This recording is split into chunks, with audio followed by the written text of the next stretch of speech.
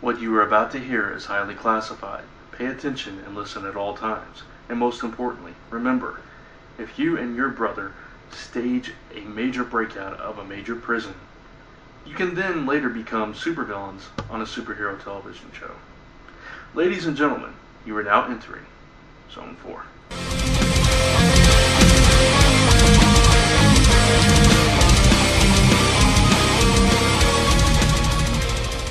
And welcome back to The Zone. I'm Brant Fowler. I'm John Wilson. I'm Gordon Kamowski. And I'm Captain Ron Fortier, and welcome to Zone 4, episode 285. Hot diggity dog. 15 episodes, some 300, guys. It's crazy. It's creeping up.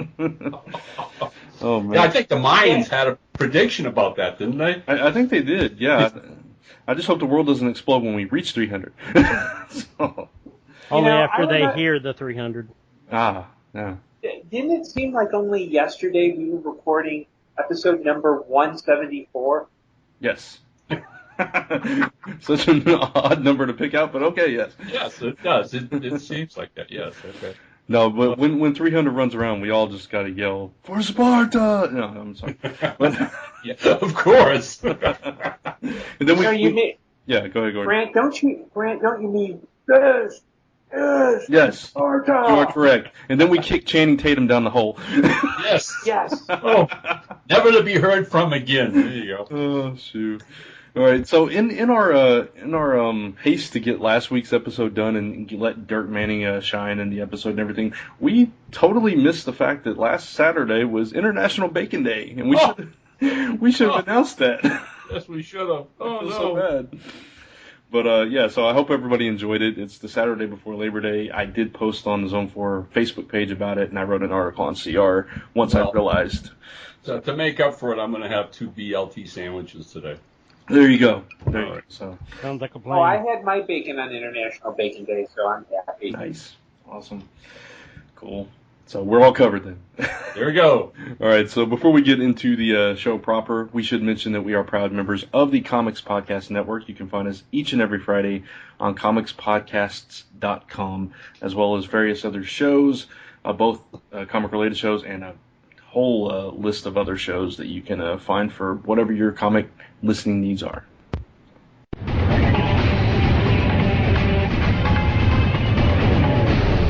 Comic book headlines. There you go. All right. So we got a bunch of headlines after all, don't we? Yeah, we do. A lot of film and TV stuff. Mostly? Yeah, that's it. Mostly, mainly. I was trying to say them both at the same time. Combined together. Brad invents a new word. Basically. Basically. Let me write that down. Make sure you patent it now. Right. Copyright trademark. Zone 4. No. Basically. Anyway, The Rock. This is no big news because we kind of knew this was coming anyway. But The Rock, Dwayne The Rock Johnson, has confirmed that he will in fact be playing Black Adam in the upcoming Shazam movie. So, what do you guys think about this? I think we talked about it before. Well, this has been bandied around for a while, right? But it's, obviously, okay, look at the guy, for Pete's sakes, all right? He looks like the character. That's a given. And I think it's great casting. I think Johnson's acting skills have gotten better and better over the years. He's really, devoted himself to his acting career. So that I see him as Black Adam, dead on, all right? I think it's going to be fun seeing him play the bad guy. Right. I think, there's some, actually, one listener of ours in particular that commented on I did an announcement video about this news on Comic Frontline. And it's one of our regular listeners. He always comments on the Zone 4 episodes over there. He was really wanting The Rock to play Shazam. And I can understand that, but I think if he played Shazam, it would come off too cheesy. Yeah, it definitely wouldn't work. I mean, just the way he looks. Mm-hmm. Right. Even if he were to grow hair again, I just don't think he could pull off Shazam. It would be kind of stunt casting, and that wouldn't really work. But, he looks close enough in in nationality or ethnicity Right. to Right. Black Adam. You Right. know, he looks Yeah. like he could be Egyptian. Yeah. Hey, there you go. Yeah, so it really works in his favor. And you know, I think you need someone who's not necessarily huge physically, Mm-hmm. but who is physically Fit. strong looking, you know. Yep. Oh yeah. That to play Captain Marvel. Mm-hmm. And, you know, you'd also need someone who's going to look a little bit like whomever they choose to play Billy. Right. Yeah, very true. So, I've always championed The Rock to play Black Adam. I think, like Ron said, he looks the part. I think his acting has grown. I personally like him in dramatic roles. You go back even to Walking Tall, which was one of his first movies, and I think he did excellent in that movie. Yep. He's also willing to play against type. He did a really good job in that Get Smart movie a couple of years Yes. ago. Right. Yes. He did a lot better job at being a comic actor. Now he's done a couple of comic roles, Mm-hmm. and he's able to do it without he has a good sense of humor about himself, and there's a comfort level with him. Like he did a much better job in Get Smart than Steve Carell did.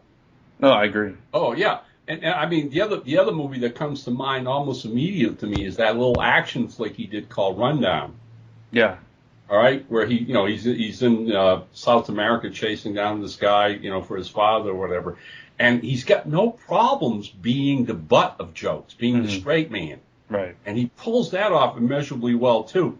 And you know what? If we can, we should segue from this because I mean, Yes. one last thing about Johnson playing Black Adam. I don't know about you guys, but I am going to be really anxious when production starts and images get out of him in that costume. Yeah. Yeah, that'll Because be cool. That'll cement it, it. Yeah. So One additional piece of news, we don't have it here, but I think it's on the website now. If not, it will be in an hour or two. They talked to the director or the producer Mm-hmm. of Shazam, and they did say that Shazam will have a lighter tone. And will have a tone of its own, and it'll have a sense of humor about it. that's what itself. I want. Right. Yeah. That's what I wanted to get to, John, because our next item here on the agenda is who the screenwriter is, Mm-hmm. the Yeah. scriptwriter, Darren Lemke, Right. who has a pedigree of writing comedies. He does. All right. Yeah. And so I saw what you mentioned, John, just myself the other day, and the subtext was because I think all of us have been seeing this online the last week or so about DC being really slammed for doing all dark comic stuff. And somebody posted just what you just said, John, that, and again, picking Lemke as the director, somebody said the Shazam movie is going to be fun. Yeah. And I went, oh, thank God. The last thing we need is a dark Shazam. No, Please. no, I agree with that. But, that criticism I find fault with just because of the Green Lantern movie. But, Okay, Brant, we need to distinguish something. Yes. Green Lantern was not meant to be a comedy. Okay, well, good point. Good point. It just became one. Okay, because I do think that part of the issue with Green Lantern was I think the initials are RR. Let's just put it out there. That's the main problem with Green Lantern. Yeah. Okay. But, I agree. I think with a character like Shazam, which is basically a 10-year-old boy in a man's body, has to have that humor aspect to it. Well, I mean, if you're going to go back to the original comic that was, created by the phenomenal C.C. Beck, I mean, he based, he made it a comedy. The whole comic book was for laughs. Mm-hmm. I mean, it appeared in John, you might correct me or Gordon, but Captain Marvel appeared in fun comics. I mean, let's brand that, all right? And unlike Superman, who had, previously been released from DC Comics, there was clearly that fantasy element and the talking tiger and, eventually you get, Captain Marvel Jr., Mary Marvel, and Beck always played it for fun and laughs. He never took it seriously, and that's what you have to transfer to film. No, Yeah, even a more modern interpretation. One of the episodes of Young Justice where Cap went out with the team to battle the Brain and Mushroom Mala. Yeah. And, where he discovers a genetically engineered tiger and says, I'll call you Mr. Tawny, and, Yeah. Oh, yes. all these other things. And he's real excited about hanging out with the kids and, Oh, yes. all these other things. So, yeah, it's kind of always been like that. And, I mean, the character's visuals, the face, was created from the actor Fred McMurray, who was on My Three Sons. Right. At the time. So, it's never been a series that took itself all that seriously. Right. It's an element of the fantastic, and like I said, the humor was always inherent in the strip. And even in that Saturday morning show they did years ago. Oh, yeah. All right, I mean, come on, that was goofy Saturday morning fun, and you took it, with a goofy. big, and you took it with, tongue in cheek and laughed at it. Yeah. And hey, please, if they do that right, and like I said, going back to that second topic here, Darren Lemke's got a history of doing comedies, and so as a script writer. So he is hoping that, they're telling us the truth, and that's what they're going to give us. Yeah, just to give some of his credits, Turbo, which was the animated S.H.I.E.L.D. movie, and Shrek Forever After, he wrote that. See what I'm saying? And, so, this is the perfect guy to write a Shazam movie. Yeah. And on the other side of it, I know this movie didn't do well, but I actually really liked it, was Jack the Giant Slayer. He wrote. Oh, yeah, I saw that. Yeah, he wrote the screenplay for that as well. So. Again, it doesn't take itself seriously. Right. So, we'll see what happens, but I'm kind of excited about it now. So. Okay. And speaking of other comedy superheroes, Greatest American Hero to be rebooted by Fox.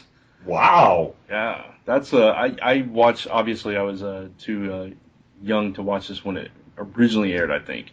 But I did watch it in syndication, both when I was a kid and even when I was older as a teenager. I rewatched it. So I have an affinity for this property personally. I don't know about you guys.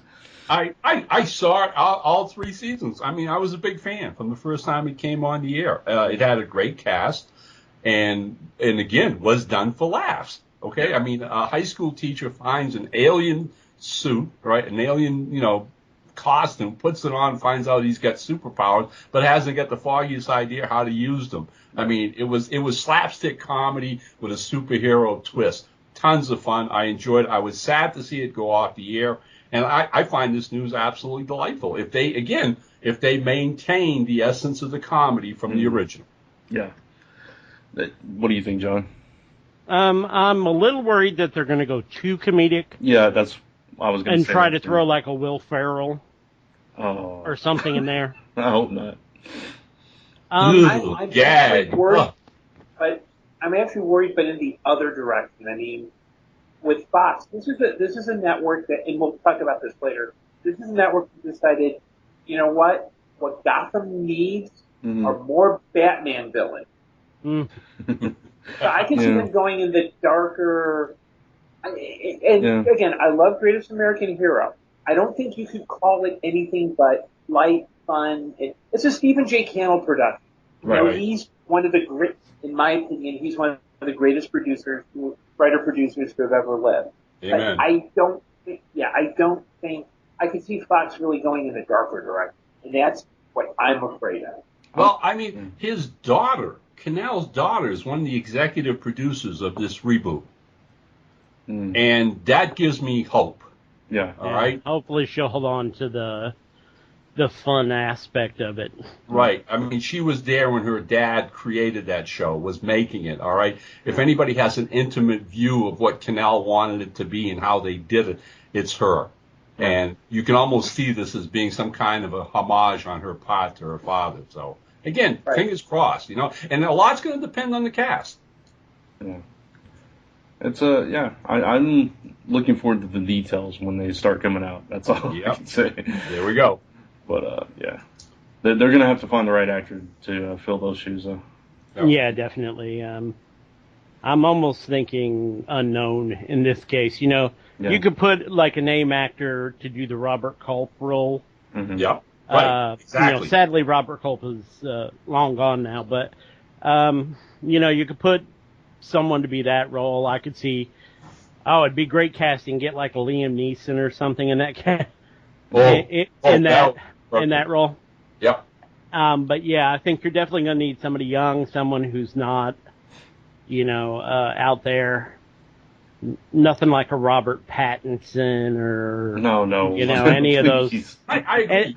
You need any of those young actors, Right. Yeah. I mean, he's a school teacher. Yeah. Okay. Greatest American Hero is pretty much a melange of, Welcome Back Kotter meets, Superman.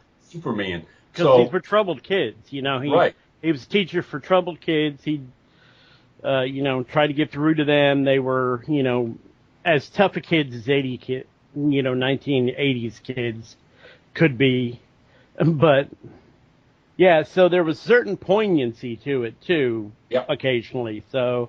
Yeah, and it made stars of the lead, and I'm trying to remember his name. William Catt, yeah. Okay, so here's a story. Here's a story I have to tell you guys because it's the old 6 degrees of separation. Mm-hmm. Like I'm going back now. I think like 6 years ago, my one and only time at the New York Comic Con, and there it is in the Javits Center, right? And the place is huge. That's just amazing. Just overwhelming. And that's the time I was there with Comic Related. Chuck invited me to come along and sit at the tables and everything. Mm-hmm. And so somewheres during the second day, Saturday or whatever, mid-afternoon, they had this was the nuts. They had like the smallest restroom facilities in the world for this hall, right? Thousands of people. And so I look over to Chuck and one of the other guys says, I'm going to hit the men's room. And so off I go. Well, as I'm approaching the men's room, there's a line outside of it. I go, yep, okay. So I get in line. 5-6 minutes, we're moving into the actual room itself. And as we move in, somebody comes up and stands behind me. So I turn around and look, and it's William Catt. Okay? So trying not to be super nerd now, right? I turn around and I look at him. I said, hi, how you doing? And he politely, all right, quite a crowd here, huh? I said, yeah, it's pretty phenomenal. So we're having this little conversation, okay? I mean, I'm not falling all over the guy. I'm giving him some space. He's very likable, very personable. And as I start to turn around from this little, 40-second conversation, who walks around the corner in the men's room now at one of the stalls, going out the door, but Robert Culp. And he looks up and goes, oh, hi, Bill, how you doing? And Catt goes, fine, Bob. He says, where you at? Oh, this table over there. Oh, I'll catch up with you later. I'm having this surreal moment. Oh, my God. Now if Connie Selica pops up, there's my trifecta, There you Hopefully go. not in the same room. No, both. You know what would have been... No, what I was going to say was, sadly, within a year of that little moment, Bob Culp had passed away, and so there you go. And you know what would have been even more impressive, Ron? Is if that moment both Bill Cosby and Barbara Hale showed up. Yeah, right. And for our younger listeners at home, William Catt's mom, Barbara Hale, played Della Street on the old Perry Mason series. She sure did. There's your educational content from Zone 4 for today. All right. I've done my job. Okay. And moving right along, I find out that according to our agenda, Brant, you got this stacked on comedy superheroes. Yeah, I know, right? Why don't you tell us what the next agenda item is? So apparently, you can catalog this as a rumor until we hear more, confirmation or whatever. But it seems like Amazon is interested in reviving the Tick live-action series with Patrick Warburton once again reprising the role. So. Oh, please revive the cartoon, not that. Yes. I liked the show for what it was.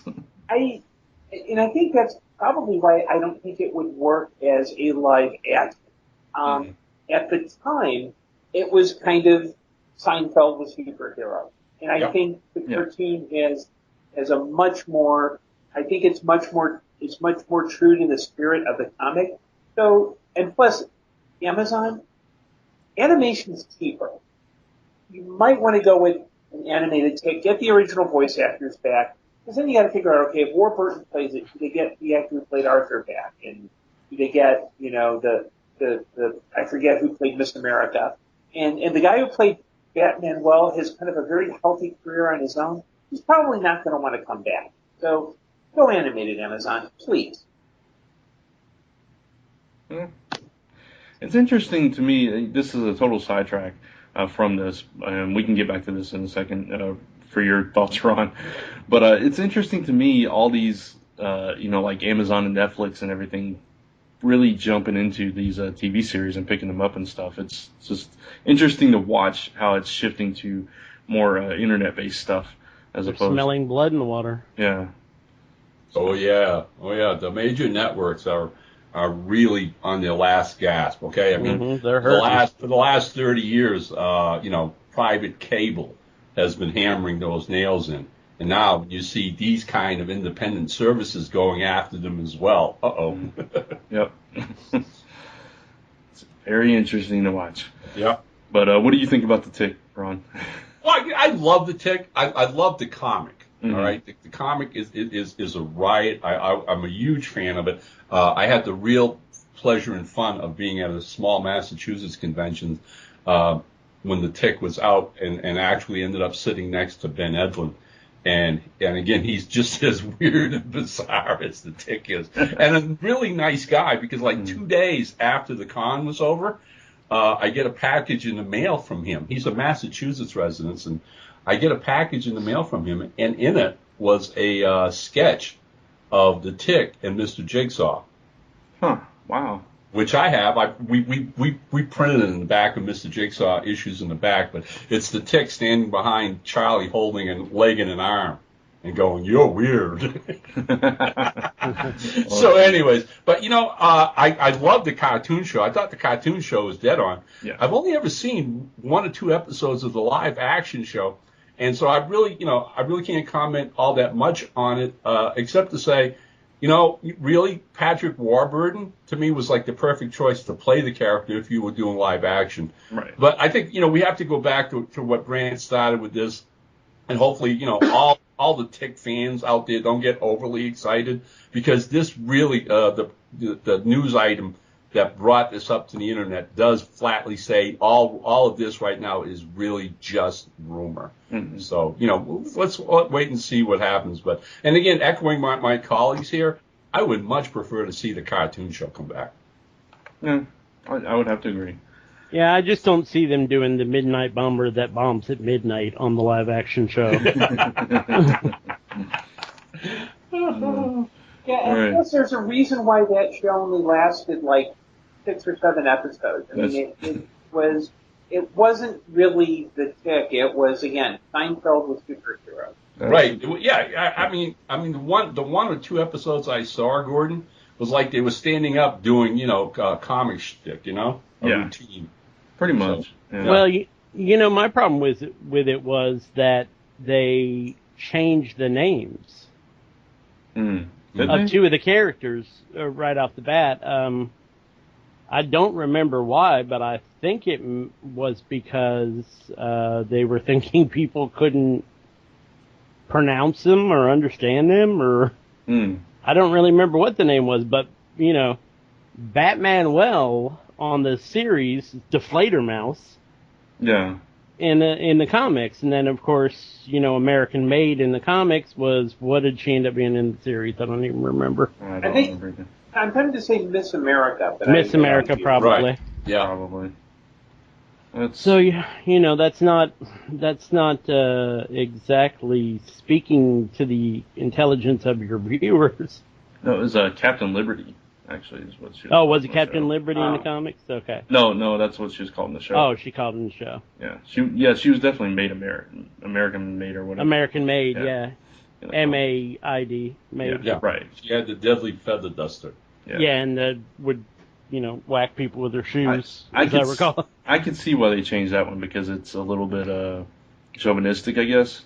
Yeah, Or maybe. made. Yeah. But that was the whole point of the comic. It's Right. a satire. I mean, Right. It was pure the satire. comic had a guy with a chair for a head. Exactly. Yeah. No, I agree with you. I'm just saying that was the reasoning. Yeah, well, yeah, I get that, but the whole point was, the whole character was fighting. Part of her character was fighting against that chauvinism. Right. Exactly. It's like saying, I don't need you guys to do this, I can do this. And then, occasionally having to go, okay, I need you guys to help. But Right. So, interesting. It lasted 9 episodes, by the way. 9 episodes. Well, it was Fox after all. So Very true. And it's still available and selling well on DVD to its cult following. So. And I believe on Netflix as well. So And people you can can- see it if they want it. You can actually watch it on Amazon Instant Video as well. Oh, there you go. All Or right. you could probably do the illegal thing and download them. You could. Yeah. But, why waste your Not that bandwidth you would on that? want to. No, we don't recommend that. No. Oh, no. All right, so moving on to some other interesting TV stuff. Not much to go on here, but with 2 weeks to go, Agents of S.H.I.E.L.D. Released 2 new teaser promos a few days ago. One's like 16 seconds, the other's 30 seconds. It's nothing we haven't really seen before, but it kind of just gets you pumped and ready for it to come back. It gives you a tone of where they're going to go, because this caught me a little bit off, because with the last episode, right, Nick Fury's telling Coulson, you're going to rebuild S.H.I.E.L.D. Right. So I'm thinking to myself, okay, well, that's what that means. We're going to go out and put up recruitment posters on the internet and look for people to come join us, and Sure. and build off still the good part of S.H.I.E.L.D. that's still out there. Mm-hmm.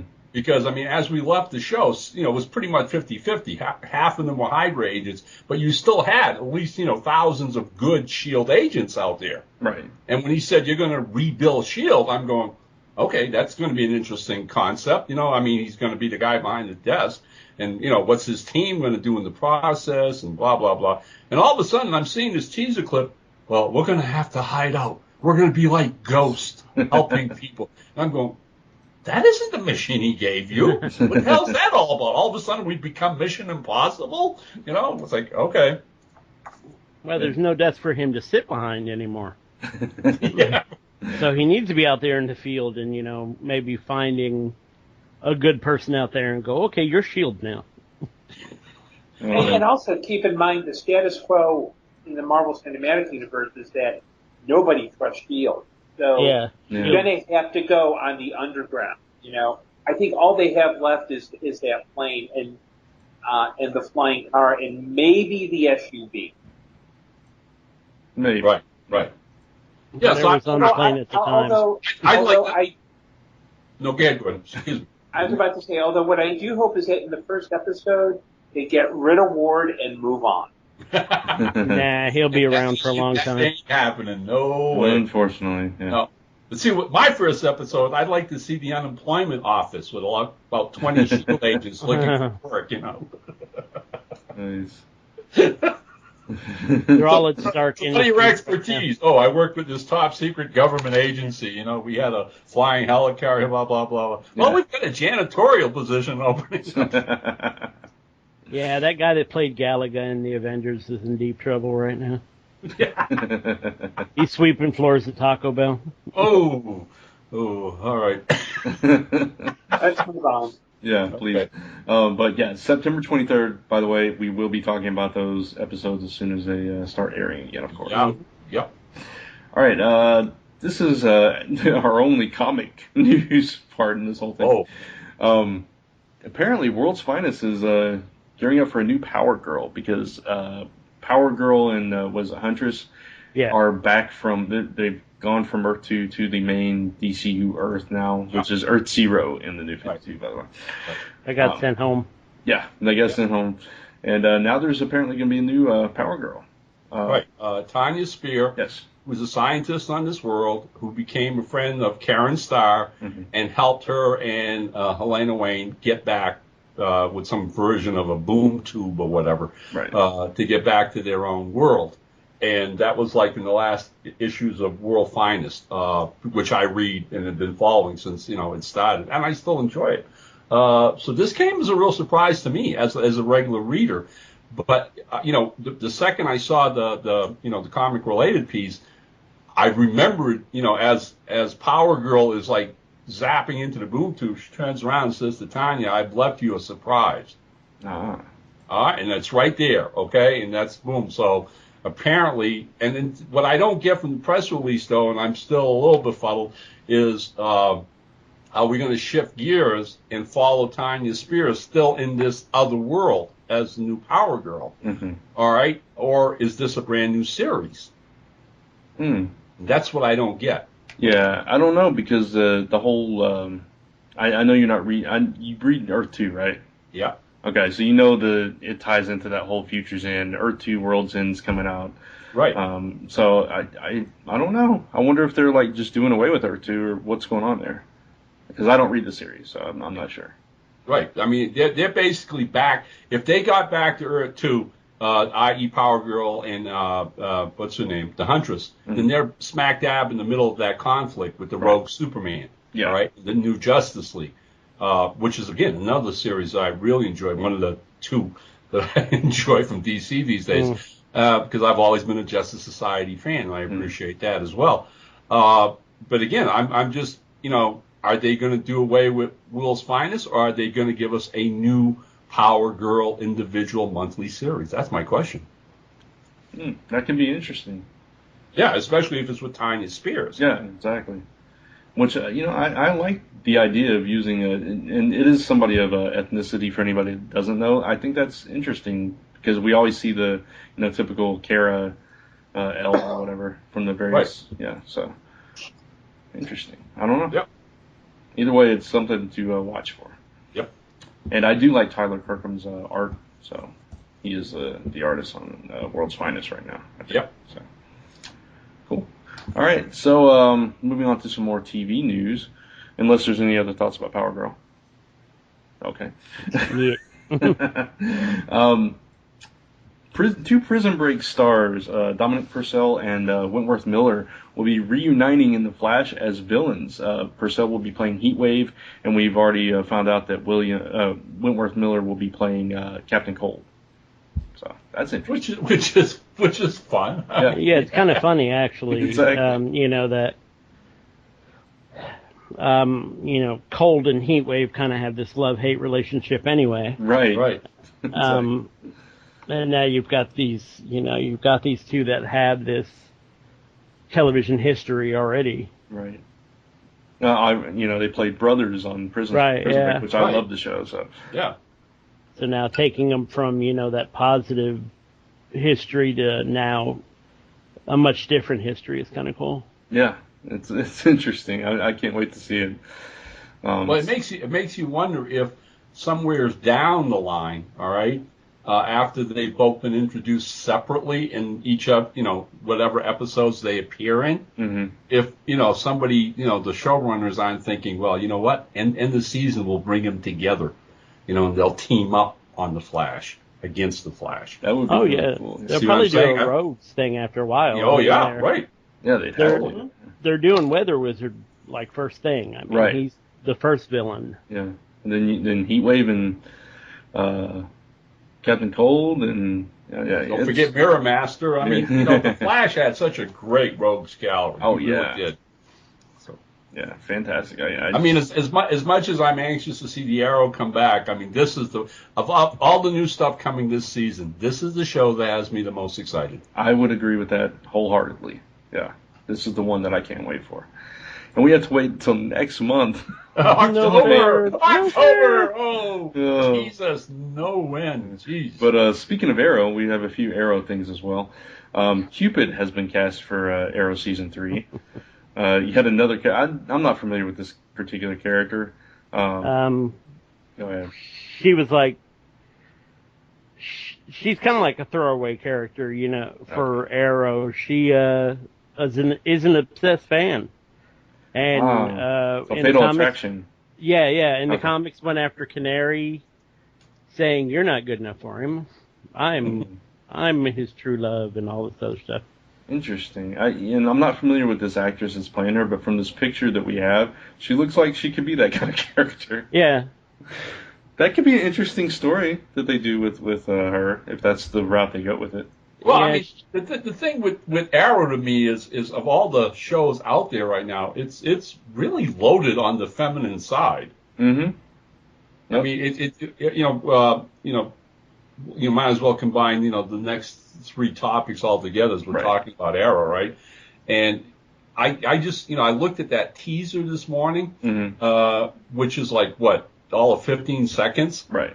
But, I mean, I played it back 2 or 3 times, and towards the end of the teaser, that's his sister breaking that big block of cement or whatever by herself.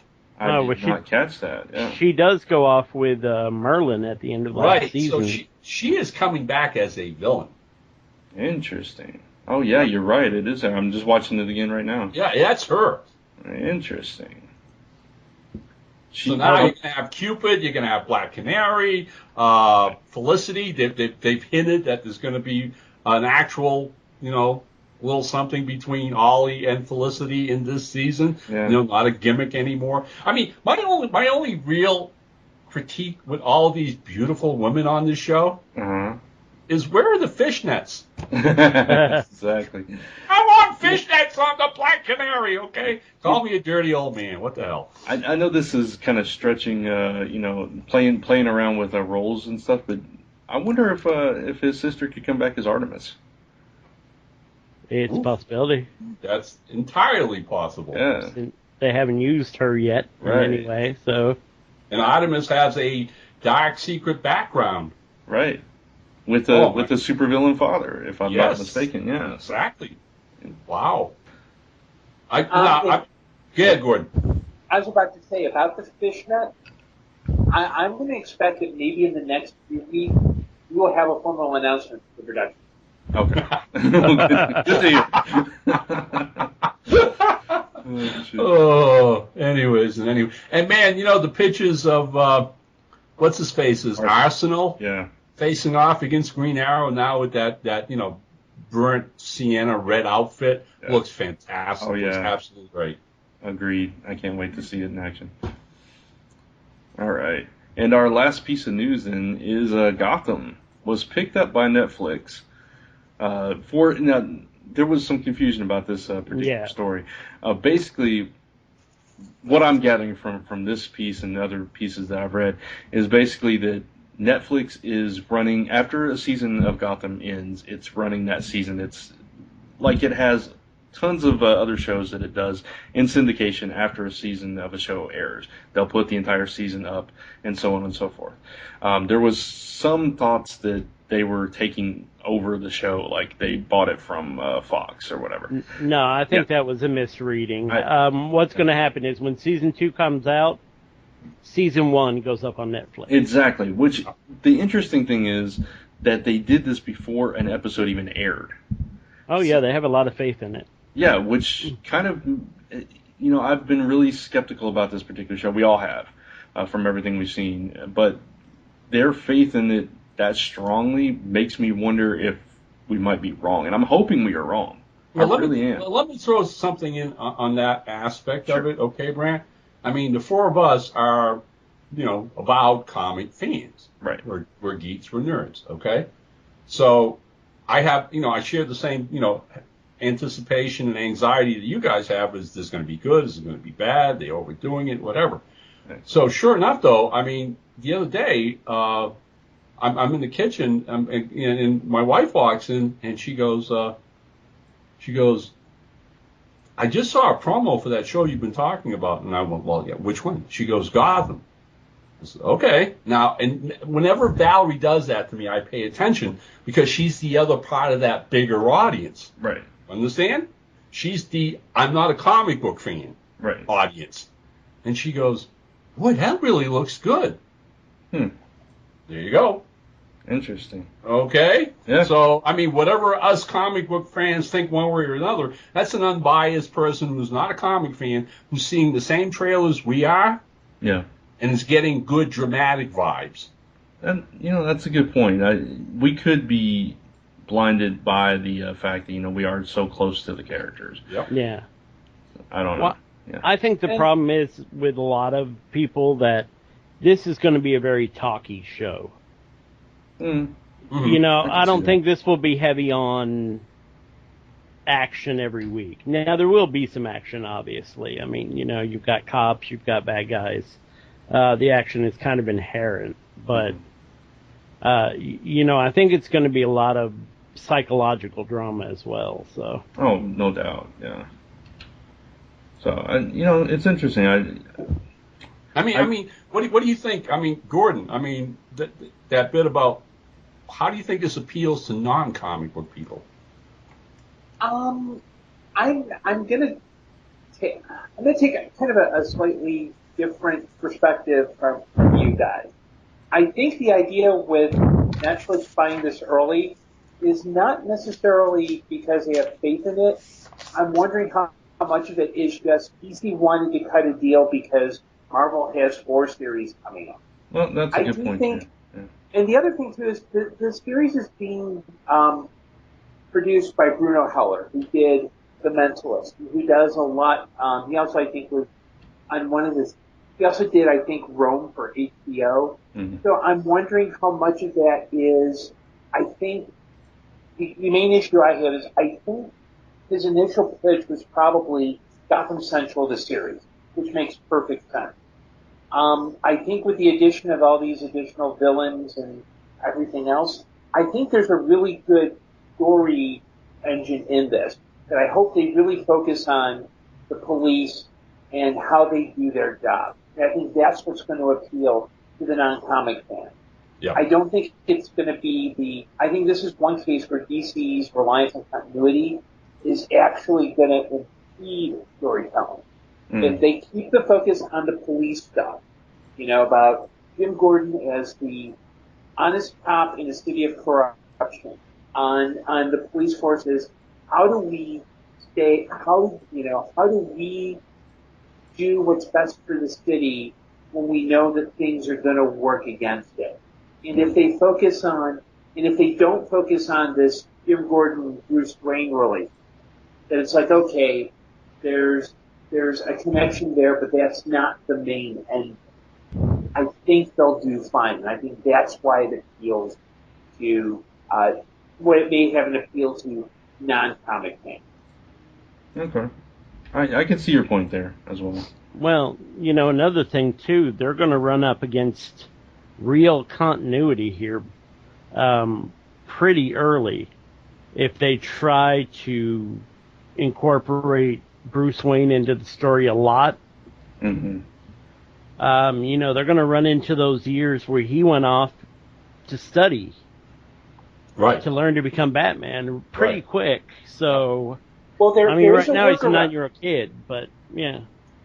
There is a workaround with that, and it's something that Mad Men does, is that every year with Mad Men, it's not a chronological year afterward.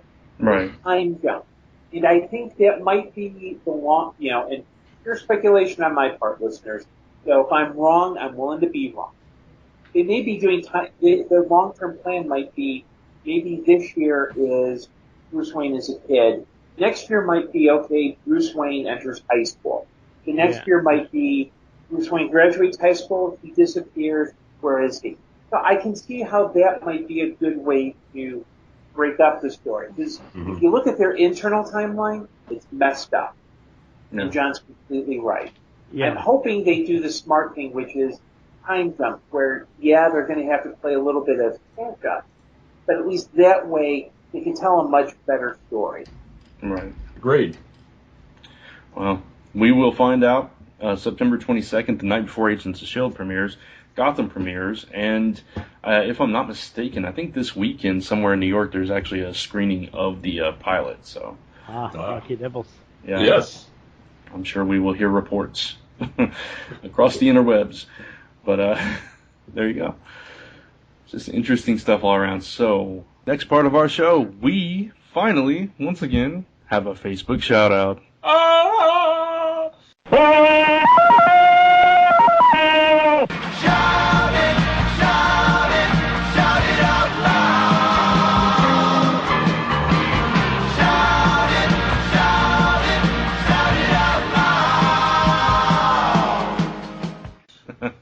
And our new Facebook shout out is a friend of mine, actually, a comic book theater, aka Jay from Comic Frontline. He was also on Dark Avenger Inc. and now he's on Frontline. He basically runs the written Comic Frontline side as well. He is a big TV movie fan.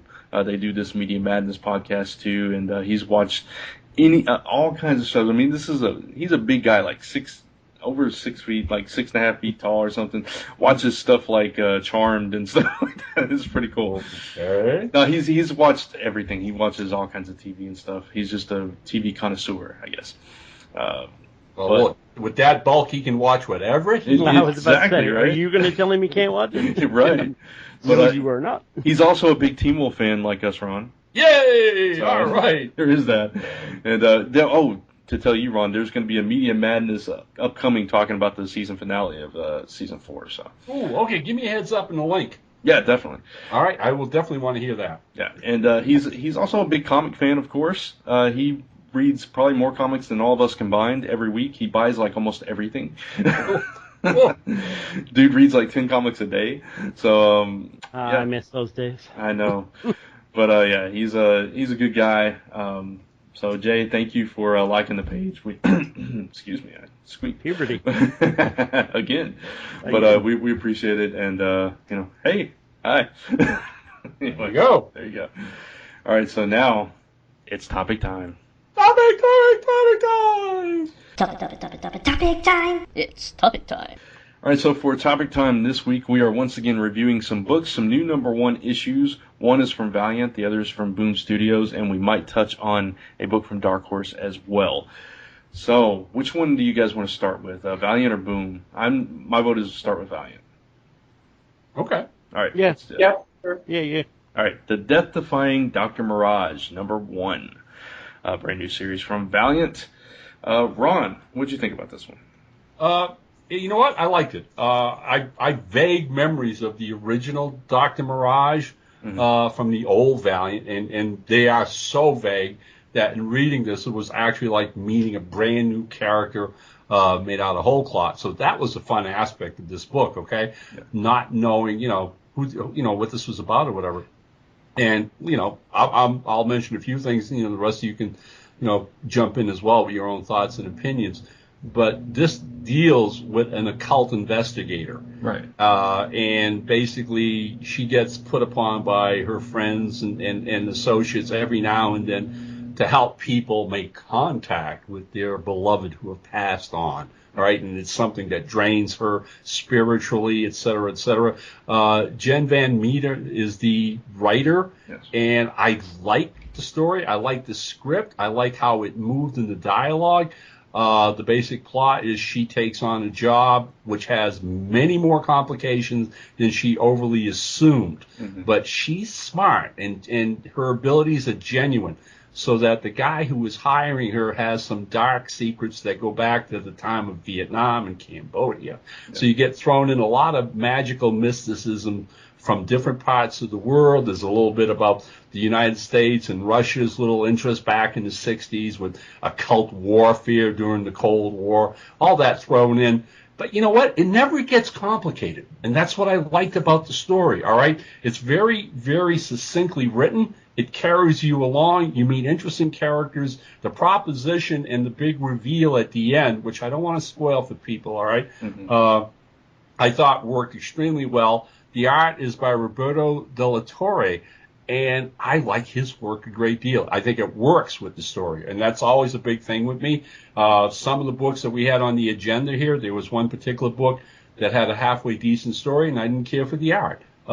It's a real hard thing to do to match up people with the sensibilities of what the script is and how a person draws and interprets that. With Dr. Mirage, I think you balance that perfectly. I'm giving this thumbs up. I'd be very interested in following this series to see where it goes. Okay, interesting. And we should mention that this book actually came out this week, September 3rd, so it's out in the stores now, people. Before we go around the table anymore, Ron, did you read the insert part of it with the extra story? The back? You mean with the Black Mask? No, I don't think so. Okay, there was actually this. I try not to give too much away, but considering the male character that she deals with in the story, Right. there's a special insert of a backup story that's like a old time Golden Age comic featuring this pulp-like character called the Black Mask, and that's that guy. Ah. So Okay. there's a secret agent aspect to him that we don't know yet. So Okay. yeah, it was interesting. I think you should check it out. I think you'd like that. Yeah, I've still got it. I'll go back because I thought I went through it all. I don't know. Ew, maybe my PDF was faulty. I don't know. But again, I know who you're talking about. I mean, that's her new client. All right, yes. The guy wants to hire her, right. And as I've already said in my own comments, he has some government connections in the past. Right. So yeah, that works perfectly well. And I think that could be easily be, if it's as good as what you just told us, Brant, then that just ups my feeling for this number one issue. That I'll probably head down to the local comic shop this weekend and pick one up. Nice. All right, Gordon, what'd you think? I actually like this book as well. What I really liked about it, I'm not a big supernatural mysticism guy, but I like the fact that the story never comes across as super heavy-handed or very gloomy. It hits the right tone. There's enough of a mystery and enough of a lot of supernatural books for me sometimes lack a certain internal logic. It's the quote joke Casada, it's magic, we don't have to explain it. There's a really strong sense of logic to how things work in this. I think Ron's dead on in terms of the tone. It's very well balanced. The art is appropriately moody. The story goes along at a pretty good clip. And, again, thumbs up for me. I think this is definitely a keeper. Awesome. And John, I know you probably feel differently, so I'm curious to hear your thoughts. Yeah, I do feel a little differently. I mean, I agree with both of them that it was a good story, and, I like the aspects of this character and all that, but I was a huge fan of the other Dr. Mirage. Ah, okay. And this isn't my Dr. Mirage. This is a completely new, almost from whole cloth character, it would seem, that really doesn't have much, if any, connection to the other Dr. Mirage. I mean, that was much more of a love story, centered on the one couple, centered on the two characters. Right. The doctor who was a ghost, or at least had ghostly powers and such, and his, fiance or wife or whatever. It was his wife, John. It was his wife. Okay, I thought it was. As you're talking about it, I am remembering those issues. So they kind of reversed American character, and he was Chinese, if right. I remember correctly. Yeah, right. And there was a bit of conspiracy and a little action in there because Valiant was having all of its books kind of center around this one, villainous character. Mm-hmm. Something dark, spelled Canadian-ish. Darque, I think. Yeah, I think you're right. Yeah, something like that. But yeah, I was a real big fan of that. And this is cool, for what it is. I mean, it feels almost like a Constantine story for me, more than anything. I don't really have a big feel for the character yet. If were it not for the skin tight outfit that they seem to have put her in, this character doesn't come across as a decidedly female character at all. This character feels more generic to me. You know what I mean? That it's not really that it could be either gender character or no gender character or whatever. The only thing that I was a bit surprised about was the inclusion of, I almost hate to say it because it'll spoil the story, but what the heck, the inclusion of the alien in the basement was a bit of a surprise to me. I wasn't expecting them to pop something science fiction into a supernatural story. But, other than that, like I said, it was okay for what it was. Pretty obviously a first issue, because it definitely had that feel of we're just getting started and now it's the end of the book. Mm. But yeah, like this isn't the reboot I was hoping for. This isn't my Dr. Mirage. I kind of wanted to see my Dr. Mirage come back, or at least some aspect of that. But we find, her deciding trait right now is, one, she's grumpy, and then two, she is also a widow, just as the widow she dealt with in the early part of the story. Right. Let me just jump in here for a second, okay? Sure. Because I didn't, offer up that reveal, which John just did, only because there is an element of confusion here, John, that's not ever identified as an alien. And if you read the captions and the dialogue very carefully after that creature is revealed, it's called a demon. Okay. So that isn't science fiction. Yeah, it's called a demon. That, yeah, I'd buy that being more demon-like, but it did have that more classic gray alien look, somewhat. Okay. Well, at least to me. And that's again, okay. It's not your typical looking demon. No. All of us are used to the horns and the tail and all that good stuff, which is why. And there's almost a pathos, isn't there, to this character being trapped, caught, or whatever. Yeah, he was, whatever his genus is. He was by far the most interesting character in the book. Right, and he's connected to her client. Right. Which the client wants that client. severed. Yeah. Right. Okay. Now, and one final thing, Grant, and I'll let you jump in. Sure. Okay. Sure.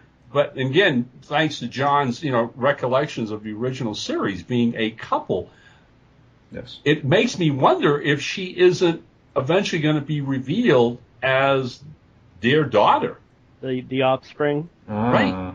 Okay. It's a possibility. Because they're keeping the Asian cast. Yeah. She's does have a somewhat Asian look, but as I recall that the wife was African American, so I'm not quite sure how they're going to do, because she's a decidedly blonde-haired, blue-eyed character.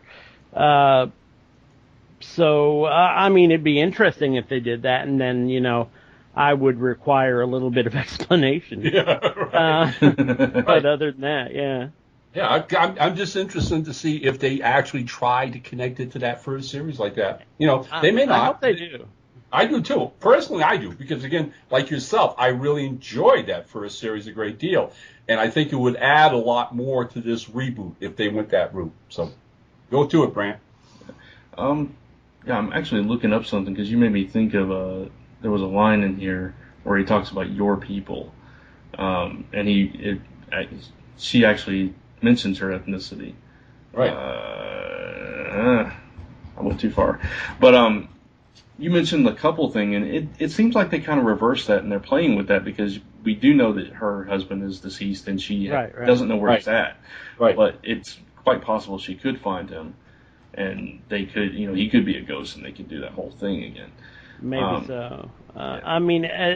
If I recall correctly, the wife in the original series didn't really have any powers, quote unquote. Our normal human being, more or less.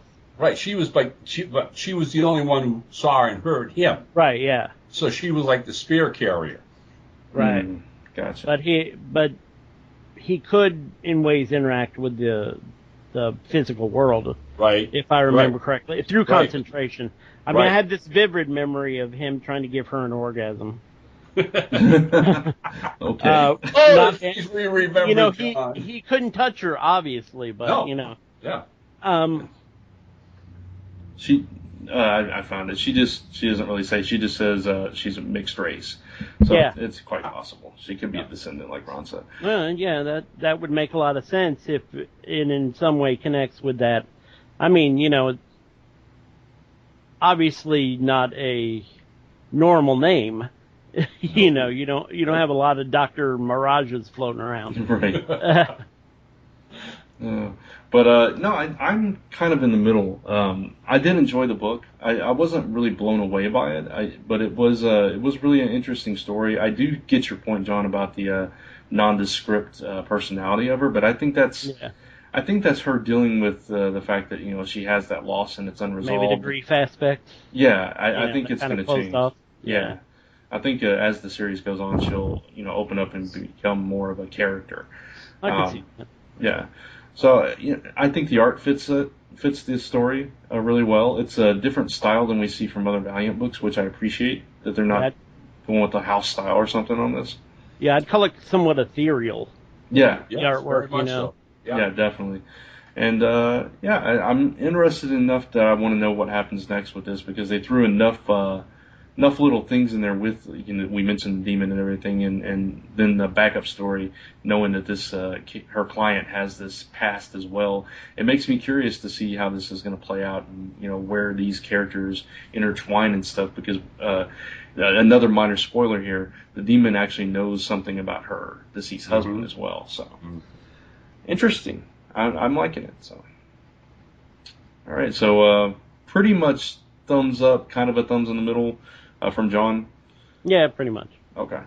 So, that's our recommendations, folks. All right, moving on to our other number one issue is from Boom Studios. This one also came out this week. It is Cloaks number 1. This is written by, if I can find the credits, Caleb Monroe with art by Mariano Navarro. Right. So, John, why don't you start us off on this one? Well, I'd say with this one, well, I should give a little background first. Sure. This follows a street magician who his professional name is the Kid. Yeah. I honestly don't remember if the character mentioned his name at one point or not. Adam McQueen. Adam. Yeah, oh yeah, that's right. The police did. Right. Who was at one point arrested by the police and told that he would either be going to jail for multiple counts of fraud and things like that, or he can come work for them. And these are not standard police by any stretch. There are no badges. They do not Miranda the young man at all. And at the end, there's a reveal. Spoiler. Yeah, I'm not going to say what Okay. it is on this one. At the end, there's a reveal of something that the character, it's quite unexpected because it was his assumption that this person died. Yeah. Okay. And let's see, I don't know what kind of magician you'd really call him. He's street magician. He's not Chris Angely at all. He Definitely an illusionist, but yeah, he tends to go for the bigger, flashier sort of illusions. Yeah. Yeah, I think the closest equivalent, there's a British magician named Darren Brown, who he's a street magician, but he does Chris Angel level tricks, if that makes any sense. okay. Yeah, I will say it's not much of a spoiler, but he makes the bull that is on Wall Street, the charging golden bull that sits on Wall Street, disappear. Yeah. At one point in his thing. So for me, I didn't really care for this book all that much at all because it read almost exactly like the movie Now You See It. No, I haven't seen that movie. You're not missing a great deal. Okay. Or, once you watch it once, there is no second time watching this movie because the secret's revealed. But, there was no... How can I put this? There's nothing magical about this book. It just seems to follow a very set path. It is no surprise when he gets quote-unquote arrested. It's almost no surprise when the person he thought was dead ends up not dead. It just seemed to follow a very pat sort of line of progression for me, you know. There wasn't, I was never surprised by this book. Okay. And, you know, honestly, the artwork was kind of generic as well. You know, I was never, the artwork is good, passable, you know, your average comic book artwork. Nothing jumped out at you about the artwork at all. So, you know, it's a good, passable story. One thing I do want to say is people get off the variant covers thing. It's getting quickly old. It's been old for a long time. Yes. Long time. Yeah, Well, you know, as someone who has to create stories, especially, all these multiple variant covers get a little tiresome after a while. Yeah, I agree. I think we talked about that a lot on this show. Yeah. Gordon, what did you think? Well, I'm going to differ with John in one regard. Okay. Now You See Me is actually a pretty damn good movie. So, yeah, you have to see it once, but it is a good movie. And normally I'm a sucker for this kind of leverage hustle kind of, you know, what you're seeing, what you think you're seeing isn't really what's happening. But I have to agree with this book. It's a little too rote. There's too much coincidence in it. He's a street magician. He meets someone and he's trying to he meets this girl and she's like, oh, I want to see this street magician. Oh, okay, here's the mask. Hey, I'm the kid. And then he also turns out to be a thief, a Raffles-like thief who steals stuff. And he doesn't act and he happens to get arrested. And then when he's arrested, he happens to be offered this opportunity to, like, weed out criminals. And then at the end of the issue, spoiler alert, his former mentor shows up and he's the guy who believes he's dead. When you do it right, it comes as a total surprise, and it can come as a shock. This it just seemed like it was checking off a list, like plot twist 1, plot twist 2, and it really was. It's the kind of book that I should like, but I really didn't care for it all that much. I also have to agree with John on the art. For a guy who's supposed to be in his early 20s, the way he's drawn in this book, he looks like he's 15, 16 years old. Yeah. It doesn't really, the art really doesn't do anything. There's a good idea behind it, but it just really doesn't work. Okay. Ron, what'd you think? He's supposed to be 20? Yeah, he's supposed to be a kid. That's what I got. I was like, he was like, you know, 16, whatever, 15, 16. I never got the thought that he was a young, you know, a young adult. I mean. Well, I'm thinking because he was invited to this posh party. Yeah, and he shows up wearing a tux, but he still looks like a 16-year-old in the tux. But I'm just thinking in terms of age, why would you, like, Ron, unless they're related to, like, your kids and grandkids, you don't invite 16-year-olds over for a party. Unless you're there to catch them at something. Okay, you can speak to that as a father. That's the part of the plot, because the girl he meets is obviously no older than 14 or 15. All right, and he's a street urchin. I mean, one of the two things that both of you didn't bring up, and you know, the beginning of the story is basically he's in foster care. He's an orphan. Right. All right, so we're told that immediately. He's an orphan, and has a real obsession with classic magicians. Mm-hmm. All right, so I won't have to get into, you know, more details because I think, you know, you guys have said enough about those things. So, I mean, I jump into the story with, okay, so here's this kid who loves magicians, is lucky enough to know several of them in his young life, to the point where he starts teaching himself magic and learns magic. We jump ahead to bad experiences with foster parents, and not even so much bad as a lack of real love, a lack of a family grounding. Mm-hmm. Enough so that he ends up pretty much on the street on his own and comes up with this Robin Hood persona. Because even though, you know, again, you guys, you know, mentioned the fact that, you know, he steals. He uses magic to steal from people. But the stuff he steals, he pawns and then basically gives to charitable an orphanage, a nun and stuff like this. So he's pretty much a teenage, on his own, Robin Hood, using magic to do what he needs to get done. And that's what I saw in all of this.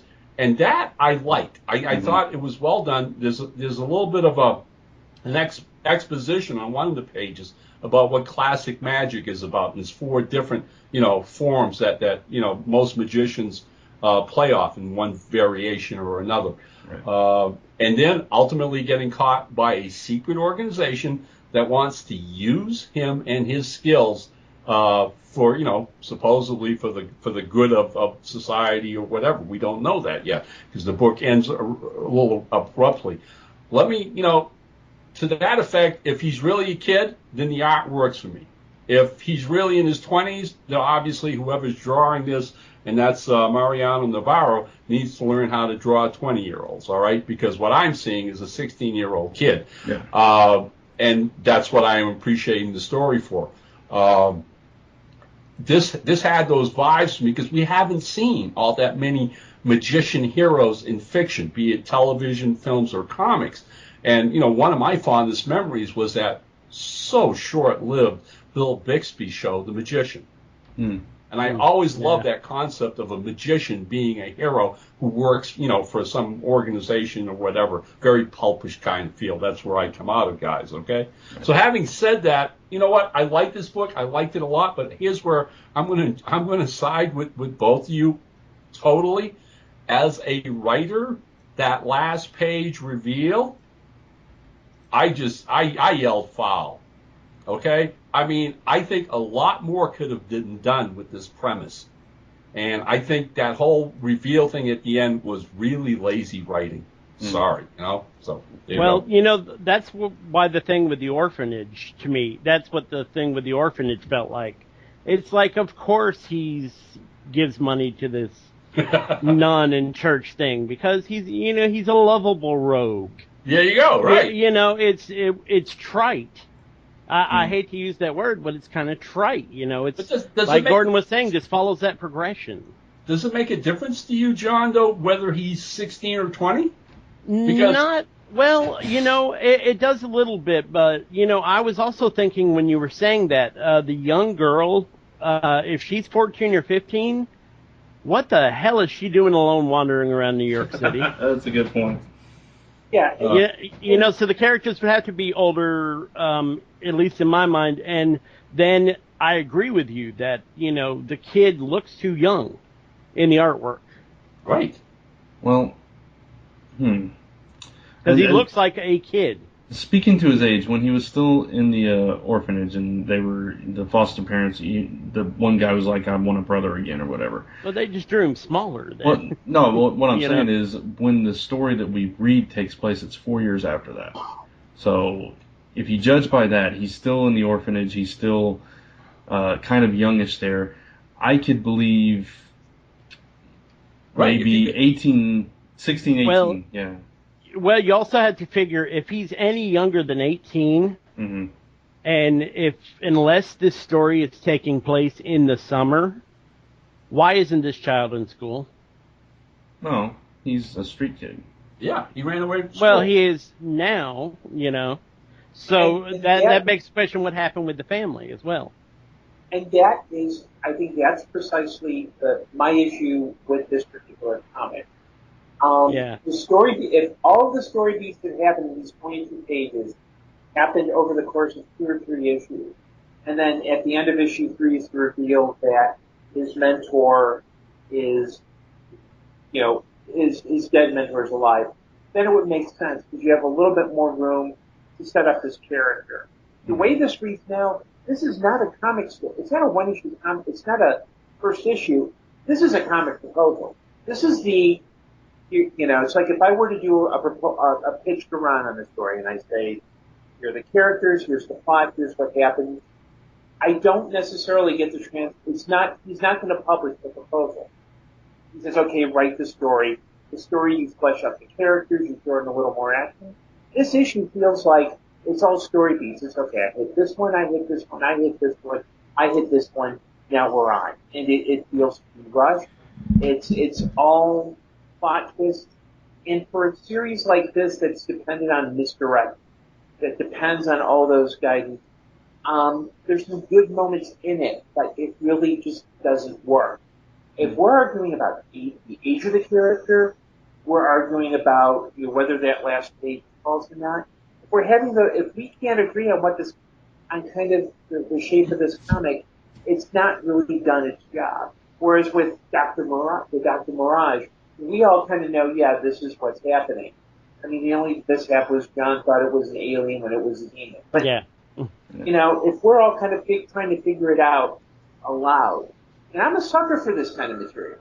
This is a comic that I should be able to say, hey, look, this is a great story. I don't know what the heck John's problem is with it, but it just does not work. It's all set up and nothing else. Okay. Okay, I get some of your points. I do agree that it is very routine. It is kind of like a checklist, like you described, Gordon. I can see the plot points, really laid out throughout the issue. At the same time, I don't know. I kind of appreciate the charm of it. For me, the main character, felt to me like a Tim Drake, Robin kind of character, only replacing the detective skills with magic. He's got the martial arts, he's intelligent, but he's kind of still young and naive and gets caught, whatever. So that part of the aspect of the character appealed to me personally, and it kind of brought me in. I don't mind the art. I kind of like it. It is typical comic art. I agree with you, John. It's nothing special, but it is good art. Yeah, it's very clean. It's very clean and very effective for the story it's telling. Yeah. Easily. I do wish it was a little less predictable. I'll agree with that, but I did like the concept behind it. And like I said, I like the character. So I'm kind of on the fence about it at this point. I want to read another issue to see if it stays routine or if it surprises me a little bit.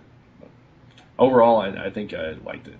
So that's my take.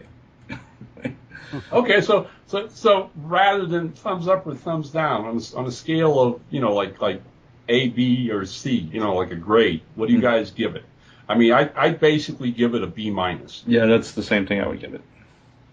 Yeah, I'm kind of B minus to C. It's not horrible, but it's not much. It's nothing.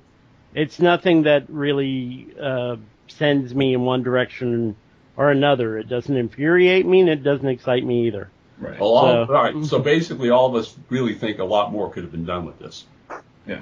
Yeah, and if they're suddenly going to pull out that this kid knows parkour, then they're going to have to delve into that a little bit more. I agree. And I know covers are supposed to be a visual interest, but I don't think we're going to see this kid doing anything like what the covers insinuate he's up to. Yeah.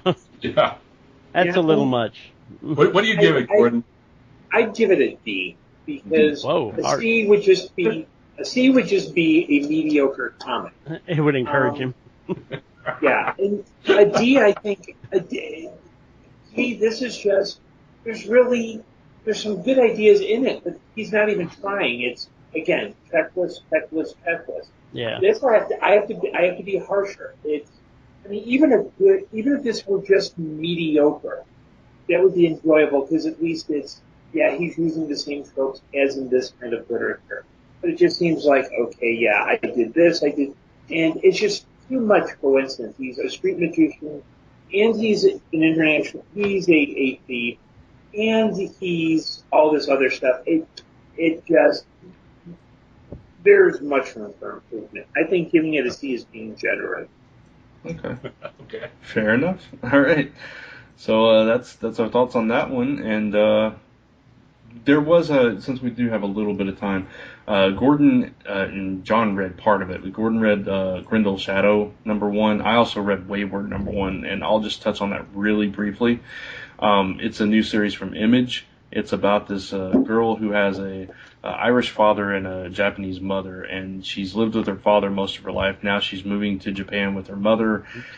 and she comes across this other girl who seems to have these abilities or whatever, and she starts seeing like these paths form in front of her, and she's able to traverse them. So there's some kind of secret, mystical thing behind her, and it's kind of why she was drawn back to Japan. And it was a cute series. It was kind of a manga-ish, American manga-ish kind of style. I'm glad you said that, because that was my feeling. Okay. Yeah. I read Wayward, and I like it a lot. Yeah. Okay, and that's the feeling I got. It was like, oh my God, this is like back across the sea, and here's manga done American style. Yeah. The artist is Steve Cummings. He is really good. Mm-hmm. And like you, Brant, I like the characters, and I like this setup. I'm giving Wayward a big thumbs up here. Yeah, totally in agreement with you there. So, and I've also read Ex-Con, which okay. I'm giving a D. Okay, I did not get a chance to read. Oh my God! I mean, it's basically trying to be a modern day film noir. Only the main character has this little extra sensory ability to see people's auras, mm-hmm. so that he sees colors around them, which identify with who's telling the truth, who's telling a lie, who's lustful, who's this and that, greedy, blah, blah, blah. He goes to jail, comes back out, gets picked up by a local LA mob boss who wants him to find somebody for him, blah, blah, blah. It has some really good elements of noir, but really sinks this turkey is the art. The art is atrocious in it. It's really, really bad stuff. And I won't mention the artist's name here, okay? So you have nothing nice to say. Don't say anything at all. There you go. But Ex-Con, I take a pass at. So that's what I saw this week. Okay. Interesting. Man, that disappoints me because I thought that looked interesting, this series. Okay. Gordon and John, what were your thoughts on Grendel Shadow? Well, I only read the first 9 pages. Yeah. I only read the preview. Okay. Now, I will say the preview confused me. Okay. Because we started out in the 1930s. The Shadow is indicated, but we do not actually see him. We see his guns and his red scarf and his laughter. And the artifact, which is a Chinese vase, vessel, jug, whatever you want to call it, falls into the water. Well, then we jump to Grendel. Now, they don't say what time period Grendel is in. Obviously later than the 30s, but we don't say what time period Grendel is in exactly. He comes to acquire the vessel. He opens it, reads an incantation, and a warp is opened, which sucks him back to the 30s. Mm. And that's where the preview ended. Okay. Yeah, go ahead. Continue from there. Well, let me just relate that Hunter Rose, the quote 20th century Grendel, for lack of a better term, right, finds himself in 1930s New York, and he says, "Oh, cool! There are gangsters here. I can go kick some butt." And he decides to. There's a big meeting with the 5 families that run the New York mob, and there's some consolidation of power. And so Hunter, Grendel decides, hey, look, mobster, big family, I could do some damage. And he then, the Shadow hears about it. He and Margaret are at the Cobalt Club, and she's trying to get him to cheer up a little bit. And basically, the Shadow investigates. There's a guy who is caught in the crossfire at one point, and he becomes an agent of the Shadow. And basically, the book ends with the Shadow and Grendel kind of meeting up. Okay. Wow. So, what did you think overall of it, Gordon? I wasn't. I would give this. This is a book that I would give kind of a B- C to. I'm a fan of Wagner's writing, but there's a slight sense of this, and I know it's put out jointly by Dark Horse and Dynamite. Mm-hmm. There's a little of this, like, it had that same sense that Star Wars Rebel Heist had. We're losing this license. let's put something out to make sure we kind of get bang for our buck. It's not, the one problem I have with time travel stories like this is when we know who, and I'm not a big Grundle fan, but we know what Hunter Fate's eventual fate is going to be. When you bring a present day person into the past and you know where they are in their timeline, there's really no danger because okay, at some point he's going to have to go back to present day. He's going to be safe. I really kind of thought it was interesting, but to me it was just kind of it's like, I read it, I don't hate it, I don't like it, it's just kind of there. Okay, fair enough. And Ron, I know you were happy not to read that one. And it sounds like John and Gordon would have been too. Yeah, well, I give it props for the kind of noirish artwork. Now Grendel is generally done with a limited palette anyway. Sure. That's kind of Matt Wagner's style on Grendel, is to keep it at a limited palette. So, from that aspect, it was fine. It's just, the story tended to be a bit confusing here, there, and everywhere. So. Gotcha. Now, Ron, real quick before we wrap up, I did just now look through XCon, and I don't think the art was quite as terrible as you think it, as you believe it. Okay. In your opinion. Okay. But this is the point I'll make though. One thing, the guy draws really ugly women. Well, there you go. Well, there you go. Thank you. There's your problem. All right. Two, the other problem is it's not comic art. What it looks like to me is a bunch of spot illustrations clobbed together. Right. Well, I'm not going to disagree with that. All right, but it really isn't graphic sequential art. Exactly. And he can't pull that off. He can't pull that off. Maybe this would be serviceable were it spot illustrations. Right. Take one panel and put it in a prose story like we do at Airship 27. Mm-hmm. But this isn't good sequential art. And like I said, I actually read it. Yeah. I mean, I did. I read because I said, I want to be fair to the comic. I'm going to read the script and follow the art. And they jarred against each other constantly. Yeah. It was a case of having to, shield my eyes a little bit to read the story to get through it. But I'm sorry. He should have found the editor, the writer should have found another artist with a much better grasp of story flow and how to do that magic thing that we all admire so much with the best artists in the world, which is that, again, the flow of story, the graphic going from one panel to the other, pulling your eye along. That never happens in this comic. Yeah, no, I totally agree with you there. Yep. So.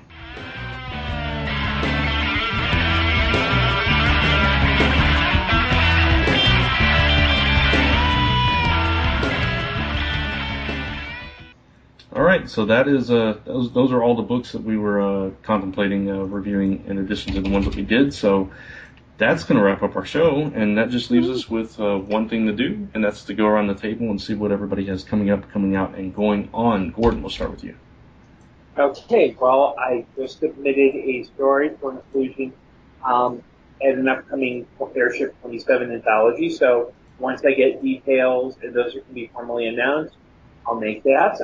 As I'm also gearing up for the Chicago TARDIS Security Auction this year. So Chicago TARDIS, November 20th to 30th, at the Westin Lombard. That's Thanksgiving weekend. 3 days of Doctor Who fun. Our guest of honor is Billy Piper.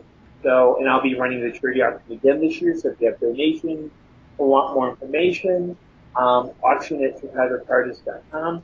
And as always, Rose Productions, Paul Pope, read my short story, Crossing the Causland. You can get it via Amazon as a trade paperback or Kindle file, and that's it for me. Okay, cool. And Ron? Okay, well, like Gordon, I do want to mention for anybody, just anybody out there who lives in the Colorado area at all, is a fan of comics and etc. Our local group here in Fort Collins meets every first Saturday of the month, which is, as it turns out, tomorrow, as you're listening to this podcast. and we meet at Jason's Deli on Harmony here at 10 a.m. in the morning. The name, we have a Facebook page. You want to check out who the members of this informal comic gathering are, but the Facebook page in its entirety is the Fort Collins Comics Coffee Clutch Crew. Okay. So, we have a good time. We've approximately, we're well over like 22, 23 regular members now. Generally about 10 to 12 show up every month. Different guys. Artists bring their portfolios. Writers bring, some of the things they're talking about, working on, et cetera, et cetera. And that's always a lot of fun. Production-wise, I'm working on tons of stuff for Airship 27. As Gordon alluded to, I've got two really, really great anthologies in the works right now. And one of them is the third volume of the Black Bat Mystery, which is what Gordon contributed to us. I can, give that out right now. And as soon as we get one more story, we're going to be able to get that into final production, which I'll let everybody know when that happens here.